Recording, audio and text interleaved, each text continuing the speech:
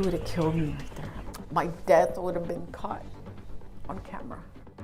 New footage obtained by Fox SA shedding light on what really happened the day of the Robb Elementary shooting, and it made clear the name of an educator once blamed for the tragedy.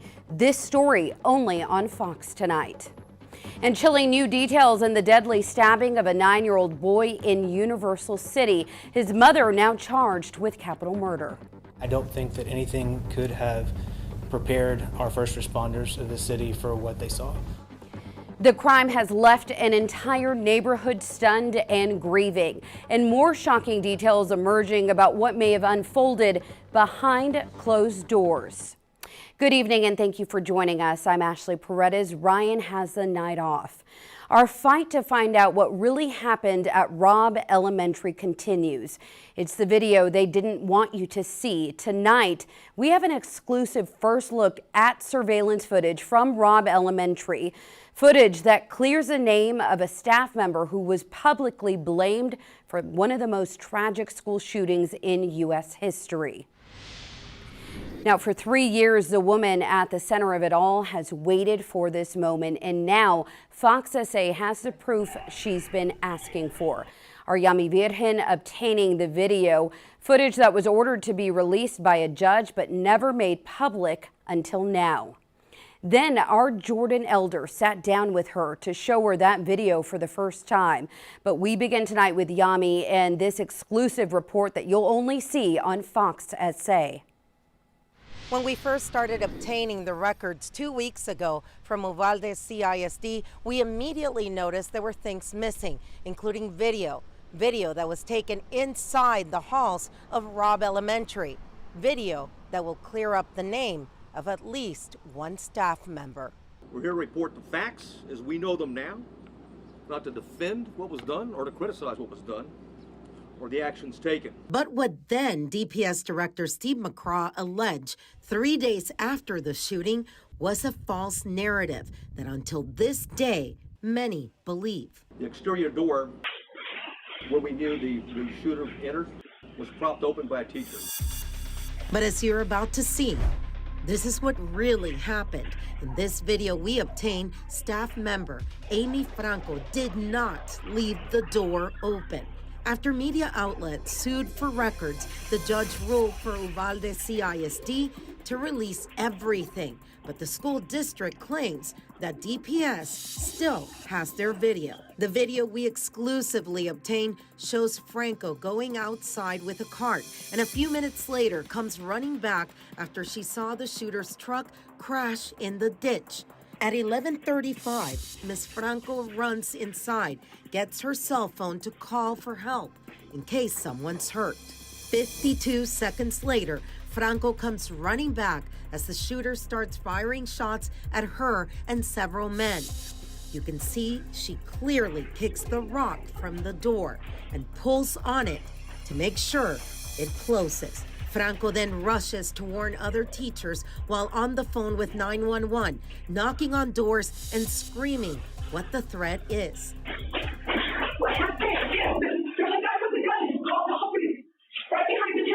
At 11:37, she is still on the phone with 911 and goes back to look if she can see the shooter while answering questions from the operator. At 11:38, police have yet to arrive. It's 11:38 and 32 seconds when Franco is telling the 911 operator that she believes the shooter is on campus. Franco walks back toward her room, still screaming at children to get to their classrooms. At 11:39, with 6 seconds, she goes into her classroom, still on the phone with 911. The other teacher looks down the hall one more time.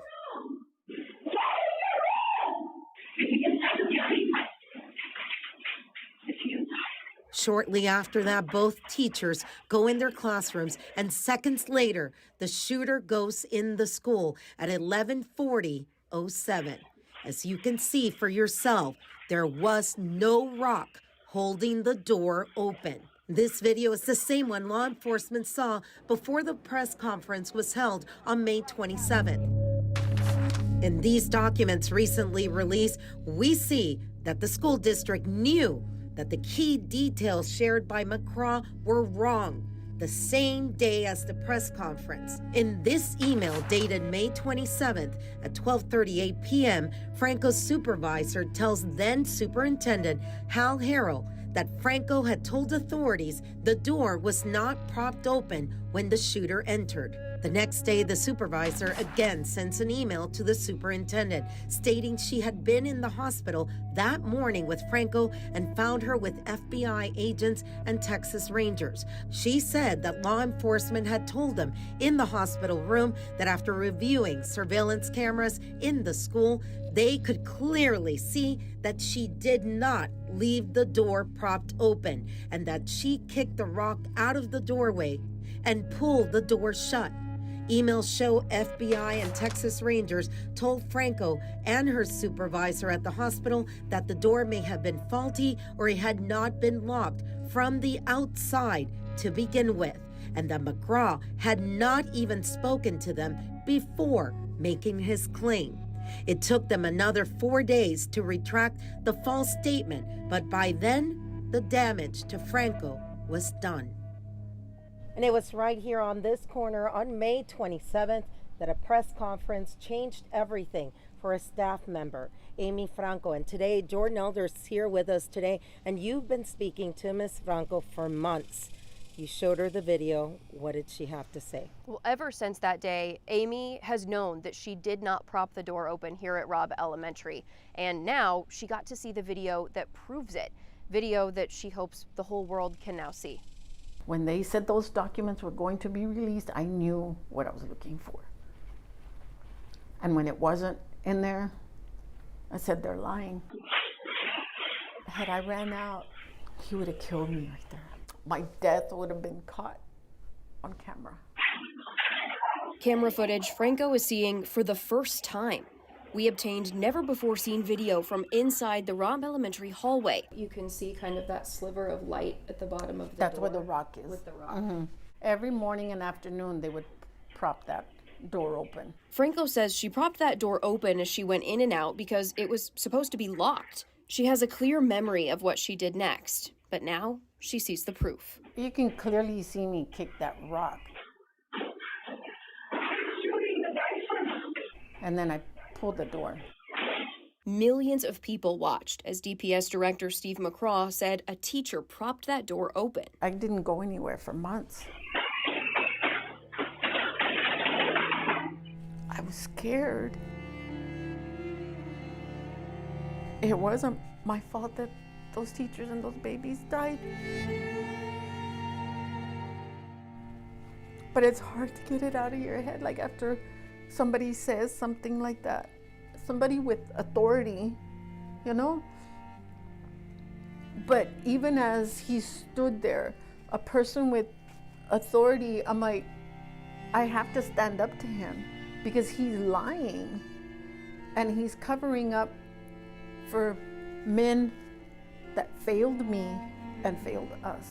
It's evidence Franco has waited more than 3 years for. If the whole world saw that McCraw blamed me, then the whole world needs to see that video. There are still people to this day that talk about the teacher who propped the door open because the record wasn't corrected until so much later. Franco says other people's stories could be clarified in these documents and in these videos if they're ever released, which she is calling for. Now, Jordan, when we started going over the records, we noticed certain things were missing. What was your first impression? My first impression was that there wasn't a lot there. After something of this magnitude, you would expect there to be so many documents, and there weren't, which is why we're now seeing all of the installments. And that is why also we're going to do now more open records requests so that we can have some transparency and really know what happened here. Reporting from Uvalde, I'm Yami Virgen. I'm Jordan Elder. Yeah, some powerful work from our team here at Fox SA. So be sure to check out foxsanantonio.com. We've been posting all the videos and documents as we get them from Uvalde CISD. And be sure to follow us on Facebook and X as we continue to press for answers and updates on this story. Melissa Vega.